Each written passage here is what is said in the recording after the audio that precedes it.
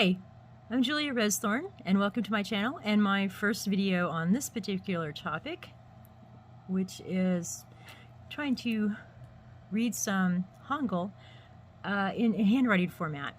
So a few weeks ago I made a video about unboxing of the 2022 season's greetings from Minho, and in that season's greetings package we had a little box of cards that are a card a day, and each of these cards have a message written on them. The back says words of encouragement from Minho. And so today I'm going to take one card, this one here, and look at trying to read what's on the back of it.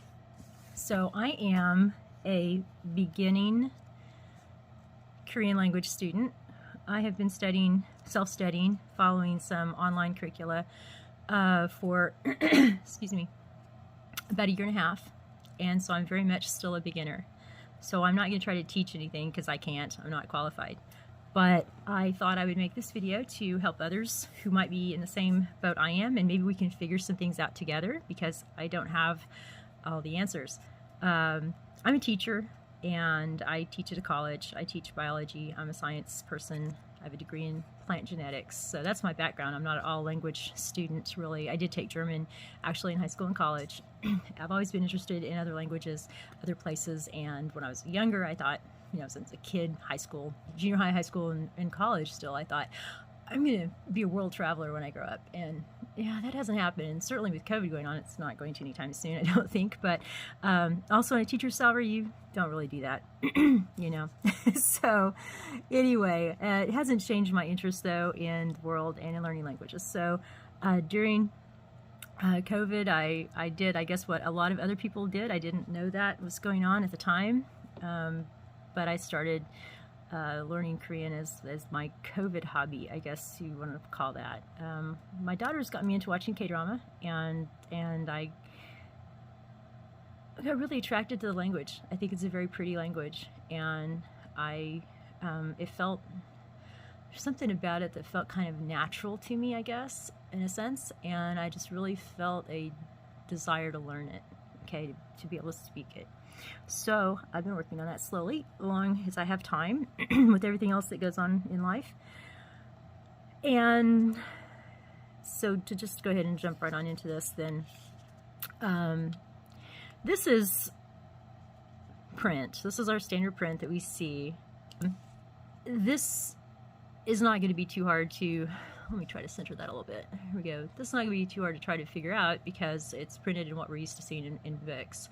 And my pronunciation is going to be atrocious, I'm sure, because I don't have a person that speaks Korean around me to listen to me and say, no, it's not said that way. You need to say it this way. But I'm trying to listen to people online and put things together. So I'll take a stab at it, and you can please be polite in the comments, but you can correct me. Of course, it's kind of hard to do that probably without audio, but anyway, Ungwane Mendoza, I think.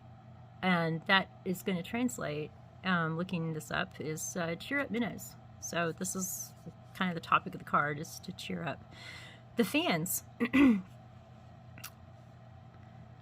So this first word here is really clear, and why I picked this one to start with was because this looked like, at a glance, it was going to be clear and easy for me to read, and then I got into it, and it's not quite.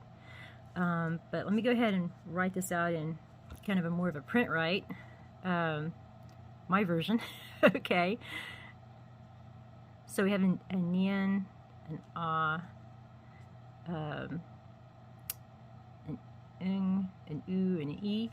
So this is nawi. I think that's how it's pronounced, nawi, and that means my. And the next word, okay, yok. This is a deal, I'm pretty sure that's what that is. And then we have the ya sound. This little thing here, is an ing, I'm pretty sure. I've watched some videos on trying to handwrite. So when I first started, I first started for 6 months or so, well, pretty much a year of my journey. I have followed Korean Class 101 curriculum. I got the first level of membership on that, so I have access to lessons beyond the very beginning. And I'm currently working on the intermediate level of curriculum there, but I have a lot of gaps in my knowledge. Still, I don't fully understand a lot of what I've covered in some of those lessons, so I have looked at some other curriculum too to try to fill in some gaps and things. I'm not displeased with Korean Class 101, it's just, as a lifelong student and teacher, I know one textbook hardly ever covers it all. You really have to kind of combine your textbooks. You've got 2 or 3 different sources, and each of them approach it differently, and that makes a difference. Okay, it just fills in. So, about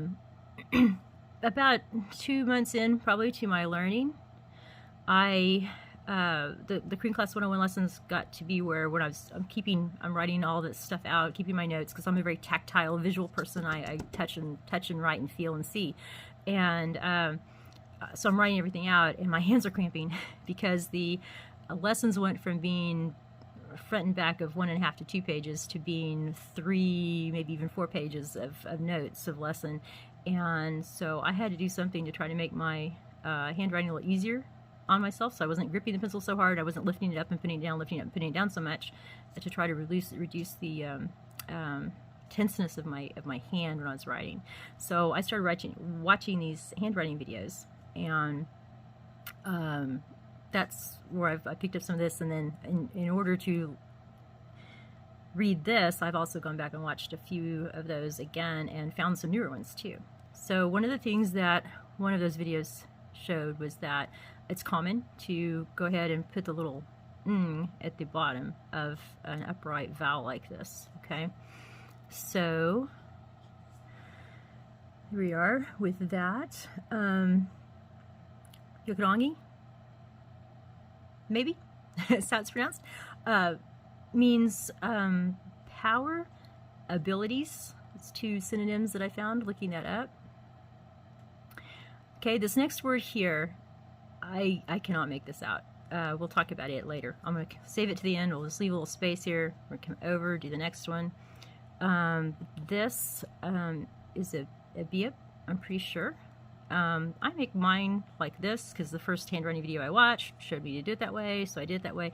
But in going back and watching some other videos, there was a video that showed several different ways of making all the different letters, and one way to make this is to do this kind of like a U or boat, okay, where oftentimes the second side is not parallel completely, and then to cross it.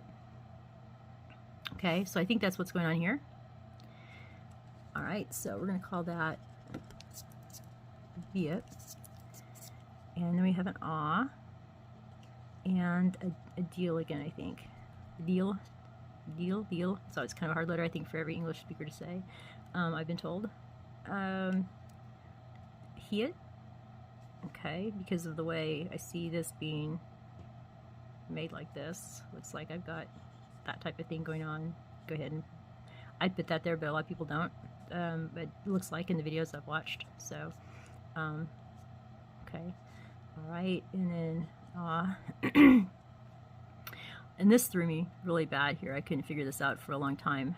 Watched several different videos and finally ran across one where it looks like, I mean, I'm looking at this thing, this is what, LC in English. It looked like a T, a little italic T.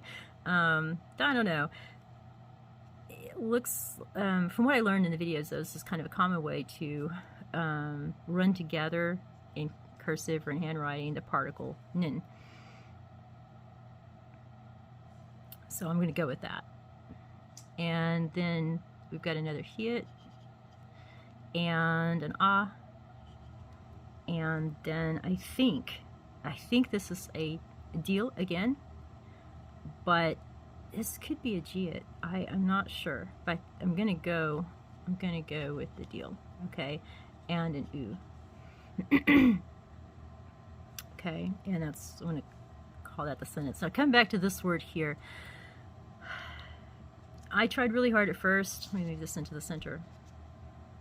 Okay, I tried really hard at first to make this a hiet, but it's not at all made like these two. Okay, so there should be a line coming out here if it is. This is done like a felt tip or a gel pen, and so there's not a fine lines kind of blur together. So upon really looking at this closely, I decided that this is actually made like this. We've got a tall side, a short side, and when the bar across was made, it just blurred right into the bottom of the boat, so to speak, or the U. So if I do that, got that, and then it's either an E or an Ah. I don't know. And this letter here does not look like a deal to me. So, but I do see a little line right here coming off of that, so I'm going to say it's a hiet. And this is an ing and an u or an okay, and then we've got our deal. Okay, I think. I don't know. So I looked this up for synonyms, and I'm not finding anything that makes sense. This actually, the only thing that came up for this is trophy. Okay, trophy. What do we have so far without it? Without it, we have my abilities. Oh, what I did talk about this word. I'm going to talk about its translation. Bahanen, maybe Bahanen, means to shine, to emit, radiate. Okay, radiating, shining, something like that. And then this is day, not today, which is ono, but day. So halu is day. And so without the problem word here, we've got my abilities, shine, day. So there's not anything that I'm seeing here that gives a future tense to this, but then I'm not, you know, again, I'm at that intermediate level where we're talking about tenses. I've done some tenses. I won't say I fully understand tenses exactly, especially every possible way tenses can be expressed. I don't know that. So I don't know. It sounds like there should be like a will in here for English. But maybe that's also something that wouldn't be said in Korean, but we would put it in English. So my abilities will shine today. Okay. That's a very positive statement, encouraging. I like that. And that's without this word. So this word, I don't know how that would modify the sentence. If it would, maybe it's a word that enhances the meaning of this word. Trophy thrown in there doesn't make sense, so I'd say it's got a different meaning, a different use. Or else this is an E, but then I don't think that made any sense either when I looked it up. So this is kind of the one where if you got any insight on that you'd like to share in the comments below, that would be great. Otherwise, I'm just going to go with the translation on this of